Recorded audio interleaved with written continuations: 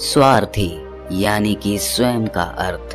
जो इंसान स्वयं का अर्थ जानना चाहता है, जो खुद को समझना चाहता है, क्या वो इंसान आपकी नजर में गलत है? हम जब भी किसी को स्वार्थी कहते हैं तो उसका मतलब तो यही होता है कि वो आदमी स्वयं का अर्थ समझना चाहता है। तो फिर वो गलत कैसे हुआ? स्वार्थी शब्द दुनिया की नजर में, समाज की नजर में एक अलग ही नजरिए से समझा जाता है। अक्सर हम अपने आसपास ऐसे बहुत से लोगों को देखते हैं जो स्वभाव से बहुत अच्छे प्रतीत होते हैं, यानी कि सब लोगों की मदद करते हैं, सबसे अच्छा व्यवहार रखते हैं। लेकिन इसके साथ हमने ये भी देखा होगा कि ऐसे लोग जो स्वभाव के अच्छे होते हैं, दूसरों की मदद करते हैं, वो दुखी भी ज्यादा रहते हैं, और जो लोग स्वार्थी होते हैं वो फलते फूलते चले जाते हैं। तो ऐसे में परमात्मा की सत्ता पर उंगली उठना निश्चित है। लेकिन अगर ये सत्य है तो हमें कौन सा मार्ग अपनाना चाहिए? क्या हम भी दूसरों के जैसे बन जाएं? पता नहीं आप में से कितने लोग ये मानते हैं कि अच्छे लोग जीवन में बहुत दुखी रहते हैं, लेकिन इसके पीछे का सत्य क्या है?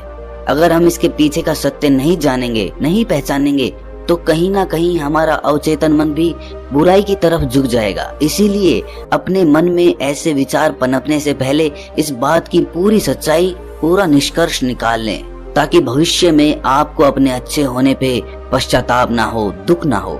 आज की जो बोध कहानी मैं आपको सुनाने वाला हूँ, उसमें आपको 5 ऐसे तरीके पता चलेंगे जिसके माध्यम से अगर आप कर्म करते हैं तो आप अच्छे कर्म भी कर पाएंगे और दुखी भी नहीं होंगे।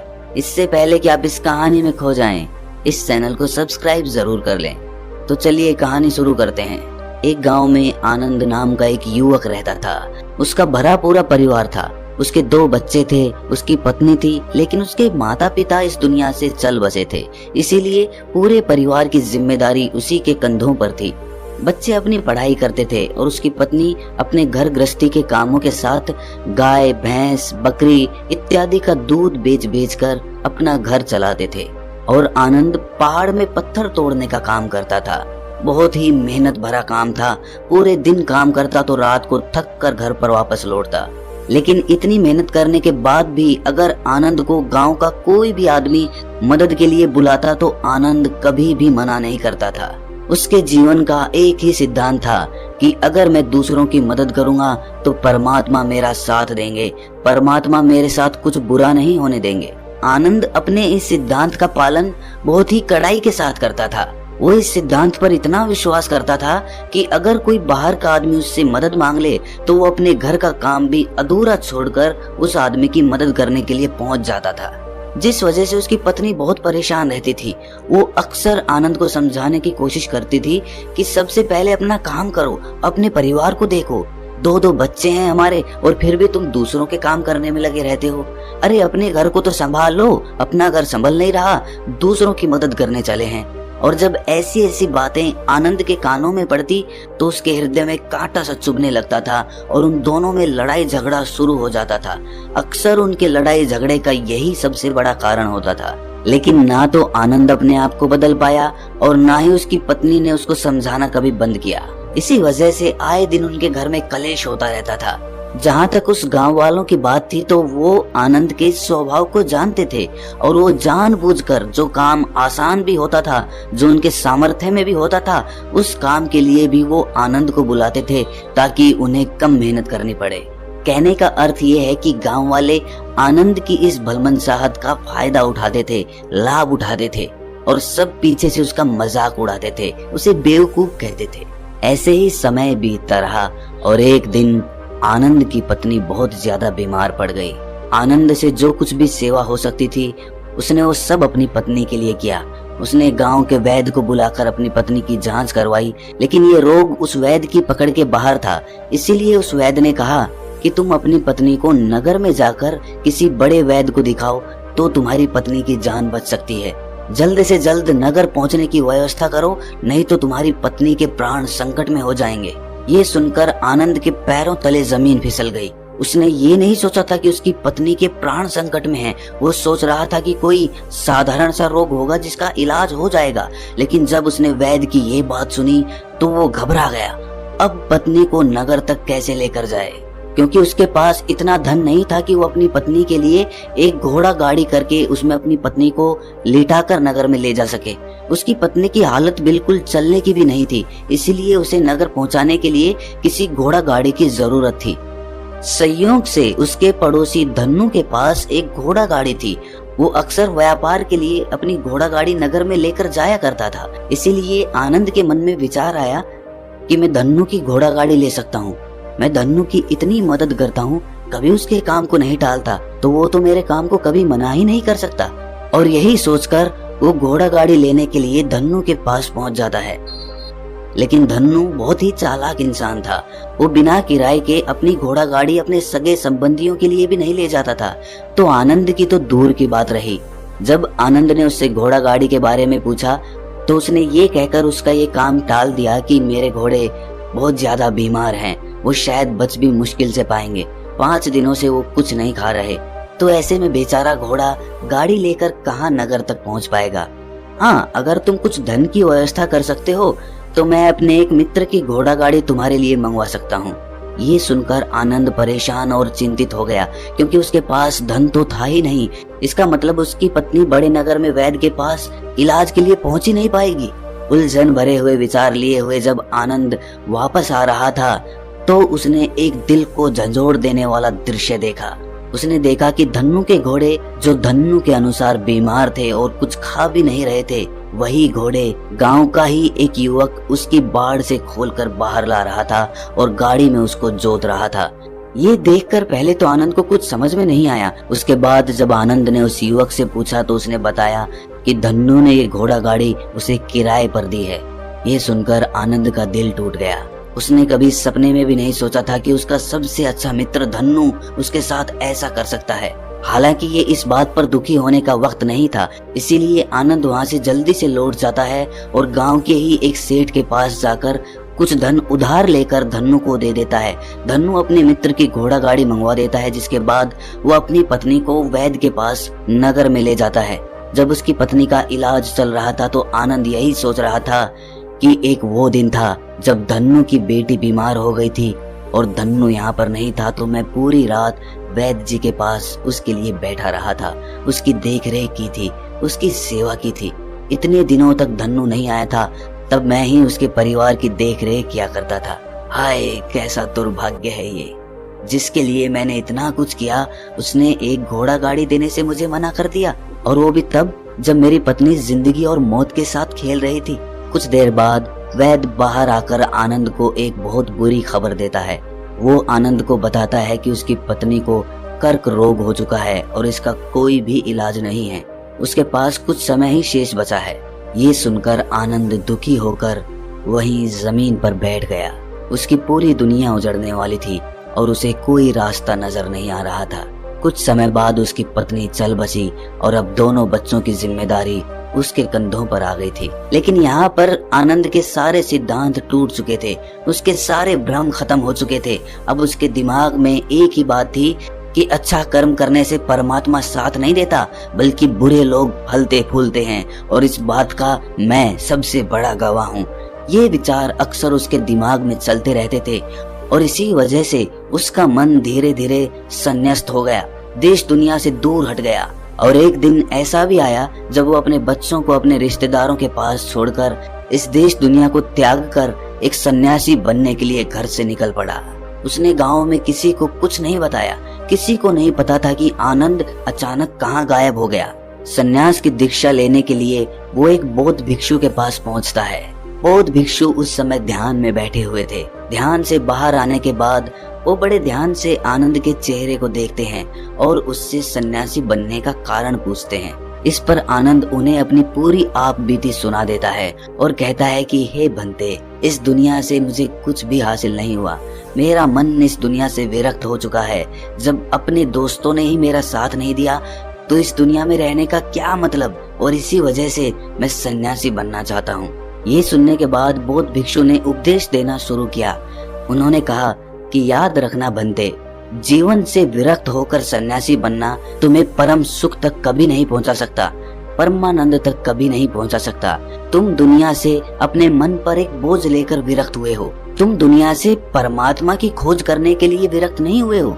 इस भ्रम में कभी मत रहना। तुम संसार से विरक्त हुए हो क्योंकि संसार ने तुम्हें धोखा दिया, ऐसा तुम्हें लगता है। इसीलिए तुम परमात्मा पे कभी विश्वास नहीं कर पाओगे और ना ही उन पे अपनी पूर्ण आस्था बना पाओगे। इसीलिए सन्यासी होने का भी तुम पूरा लाभ कभी नहीं उठा पाओगे। सन्यासी होने का लाभ तब मिलता है जब हमारी प्रभु में, परमेश्वर में, परमात्मा में पूर्ण आस्था बन जाती है। मैं तुमसे पूछता हूँ, क्या तुम्हारी आस्था परमात्मा में है? ये सुनकर आनंद कहता है कि हे बंते, मैं तो दुनिया देख कर आया हूँ कि जो बुरे कर्म करता है वो फलता फूलता है और जो अच्छा काम करता है उसे प्रभु कुछ भी नहीं देता, परमात्मा उसे दुख ही दुख देता है। इसीलिए मैं परमात्मा पे अपनी पूर्ण आस्था कैसे बना सकता हूँ?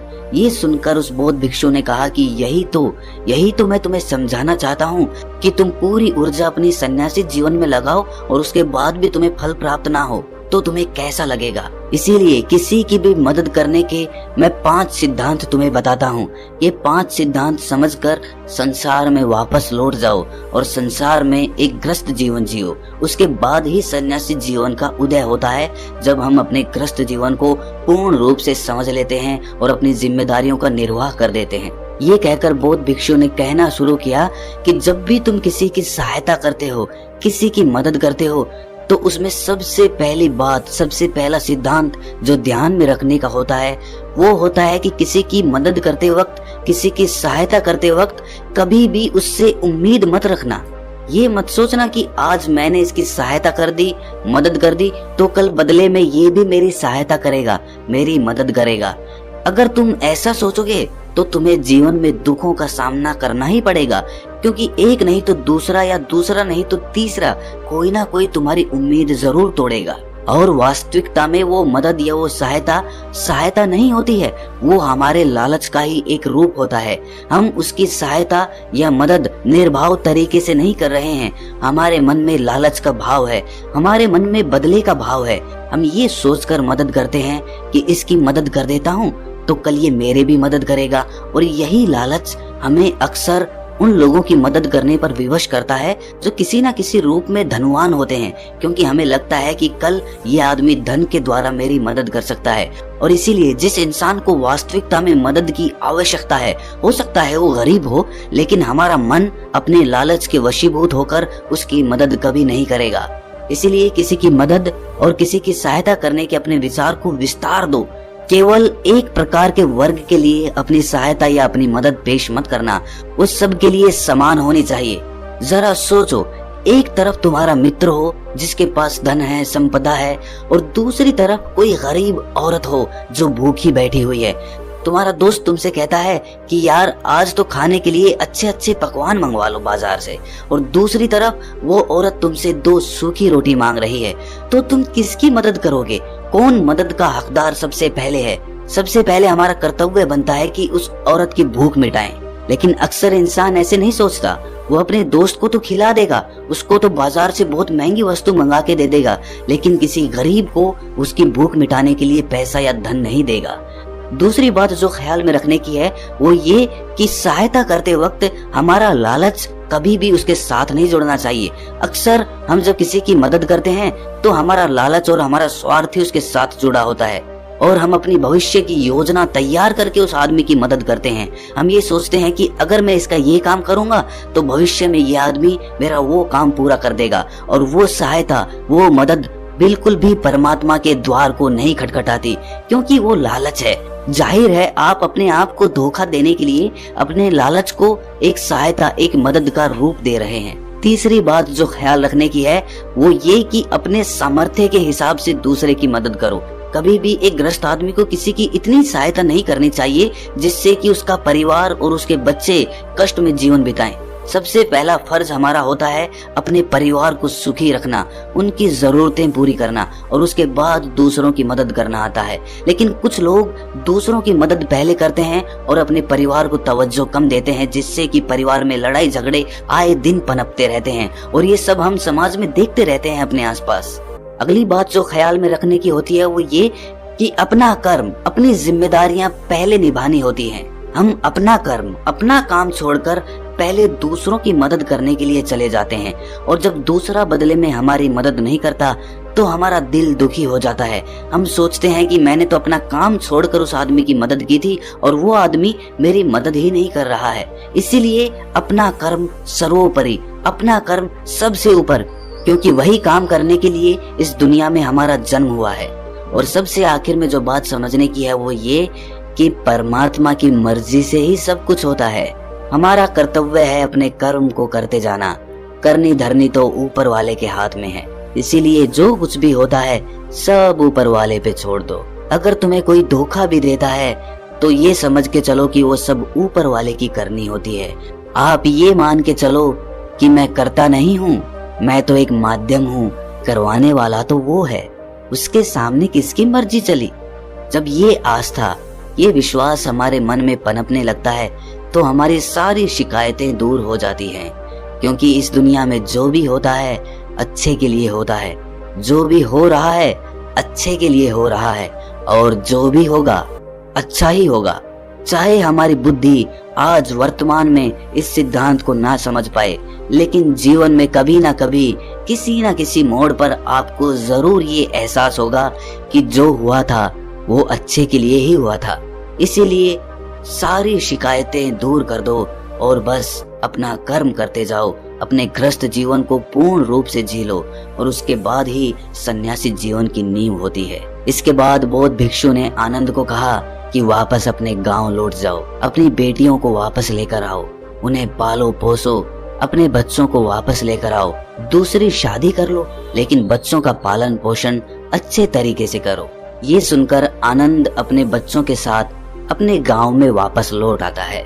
गांव में किसी को खबर नहीं थी कि आनंद कहां पर गया हुआ था और वो क्या ज्ञान लेकर वापस लौटा है। लेकिन अगले दिन सुबह सुबह गांव वालों ने आनंद के चेहरे पर एक अलग ही आनंद, एक अलग ही आभा पाई।